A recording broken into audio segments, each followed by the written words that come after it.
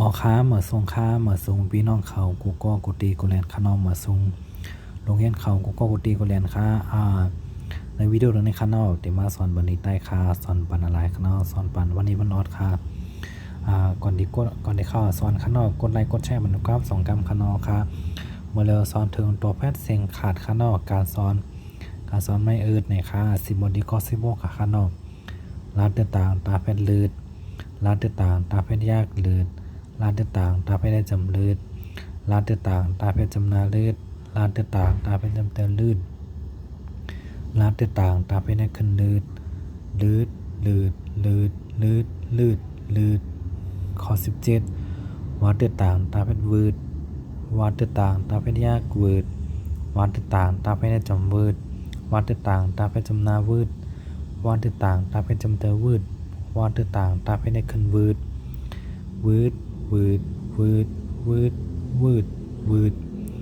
ข้อ18หาต่างตาแพทย์หืดหาต่างตาแพทย์ยากหืด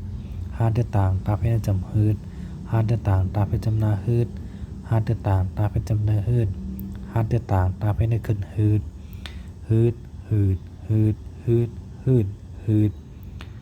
ข้อ19หาต่างตาแพทย์อืดหาต่างตาแพทย์ยากอืดหาต่างตาแพทย์ได้จำอืด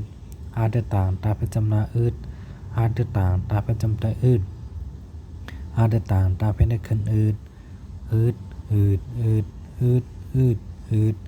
ออกคา16 ดังกล้ามขานอกลาดต่างลืด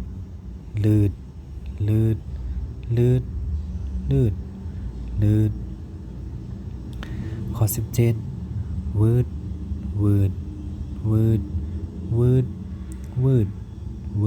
ข้อ18ฮืด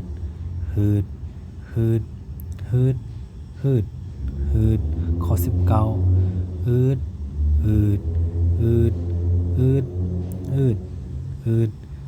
ออกคา16 ดังกล้ามขานอกลืด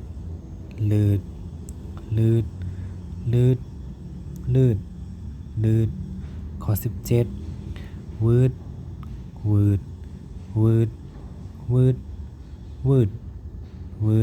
ข้อ18ฮืด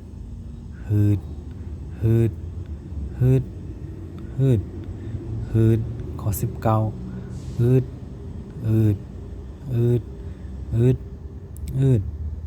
ดออค้าอย่าไปลืมกดไลค์กดแชร์บันโกก้าม2 กรัมค่ะเนาะออค้าทีใน Facebook ก็มีสอนปันค่ะเนาะทีใน YouTube ก็มีสอนปันค่ะออค้าเพราะว่ากะว่าเพลแค่ไรลิกปั๊บดิใต้ค่ะเนาะค่ะของมีปันอยู่ค่ะจอยการส่งในการถ่ายปั๊บดิ้ง150 บาทค่ะเนาะออค้าส่งในกุฏิค่ะเนาะทีในเมืองไทยส่งในกุฏิค่ะออค้าที่เมืองใต้ก็มีอยู่ค่ะเนาะออค้าต้องตักมาถามกันในค่ะเนาะออค้าอย่าไปลืมกดไลค์กดแชร์มันก็ก้าม2 กรัมค่ะเนาะก็เลยกดไลค์กดแชร์ค่ะอยู่เกณฑ์วันมีเงินมีค่าเหมือนกูก็กูดีกูแลนค่ะเนาะค่ะมาส่งค่ะ